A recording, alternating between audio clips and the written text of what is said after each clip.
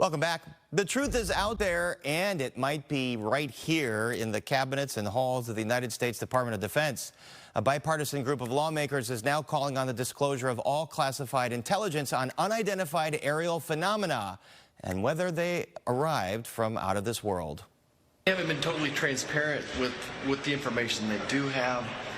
If it's not a UFO, then is it a weapon system? If you don't give people a clear answer, and sometimes the clearest answer you can give is, I don't know, some will be suspicious of that.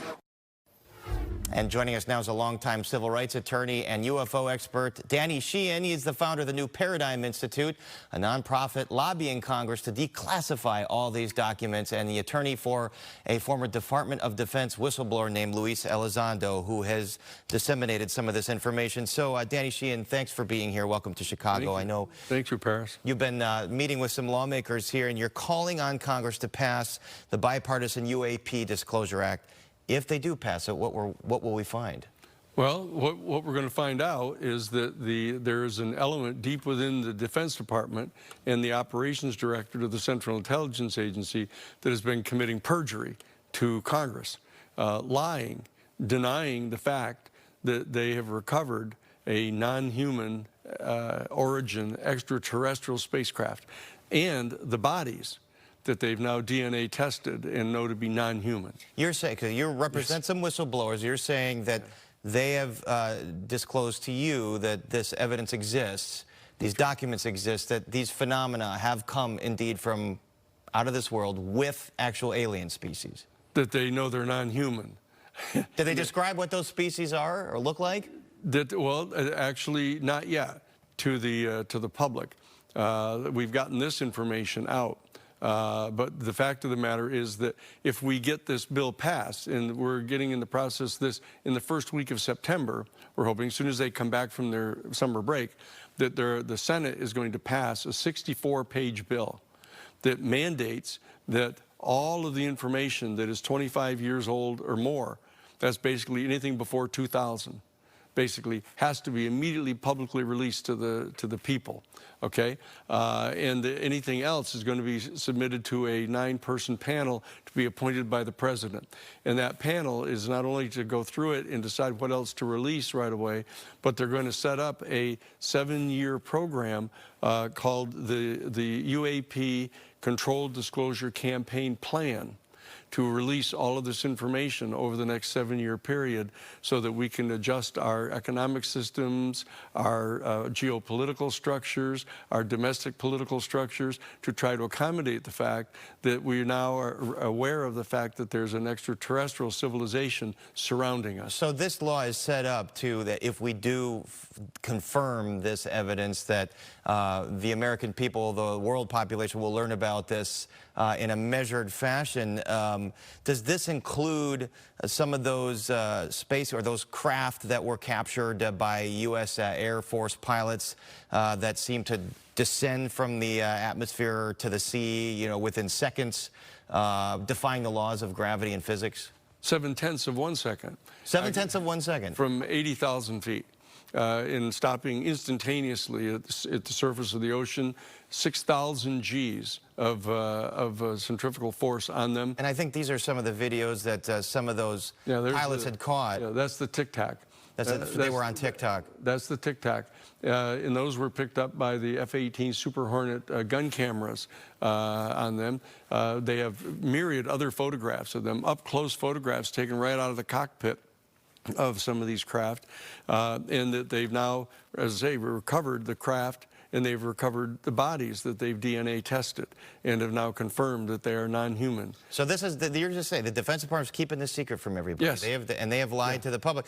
Right. And to Congress. I mean, could we theoretically say that those craft were secret Defense Department programs from contractors testing out new technology? Some kind of them have been, because they've been engaged in a back engineering program. They've had these craft for some time, and they've been engaged in back engineering the technology, trying to replicate some of these. And so there appear to be some craft that have been back engineered and constructed and that are being flown by U.S. Air Force personnel in a deep secret program. But the reality is that there are a major number of other craft that are not ours. They're not Soviet, or they're not Russian, and they're not Chinese. And so they're from somewhere else. But now that they've recovered the bodies, and they've actually DNA tested them, they know that they're non-human. Okay, so, all right, say this gets confirmed. What you're saying, what your whistleblowers have told you that worked in the Defense Department, how long do you think that they were here? Well, they've been here, basically, a lot of the sightings started right around the dropping of the first atomic bombs in 1945. That's when they began showing up around White Sands in the Yucca Flats, and they've been spotted since then. And that they've been, the first crash retrieval was recovered in 1947.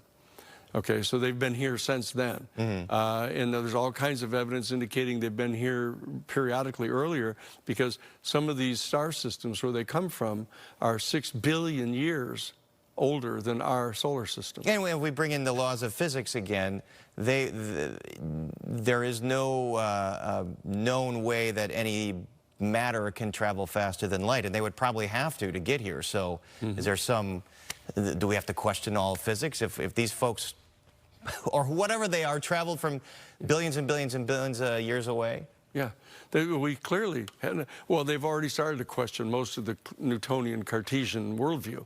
I don't know what that is, but okay. It's the normal materialist worldview. All right. That, for example, I had these conversations with Carl Sagan when he was still alive.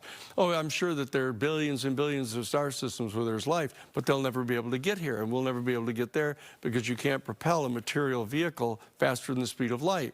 But the fact of the matter is they transport in a different way.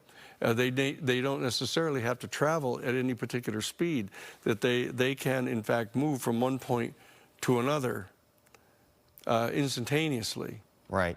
Well, all right, so The question is, how does that happen? Let me get back to what I know is politics, and to the Department of Defense has denied this. Lawmakers will be skeptical. So to all of those skeptics, you say what? And will this testimony come out this fall in these hearings? Well, it's not clear. We're having a public hearing on September 9th. The House Oversight Committee's Special Task Force on Disclosure is convening. There are some of the witnesses that we know have been in the physical presence of these craft and have been, with their own eyes, have laid eyes on the extraterrestrial beings.